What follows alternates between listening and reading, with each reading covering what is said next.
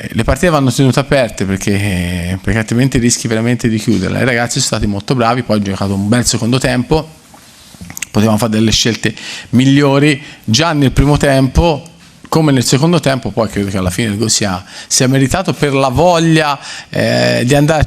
Christian Allegri, the head coach of the Juventus Football Club, here speaks after a draw result against Sevilla Football Club in Europa League, as Juventus was at the home stadium and they have got uncertified result, as they have forced it to end the game with the draw result. And here Christian Allegri says they have the crucial role, they have the difficult work to do at the home of the Sevilla Football Club, as they are going to face them while they know that they have lost their home's game. In fact, this is just baddest result. It's just a poor result on their side, as they have created a long journey, they have created a long and difficult situation. And here Allegri says the only way and the only thing that they can just do over them is to make sure that they play with high respect, as they play also with high intensity.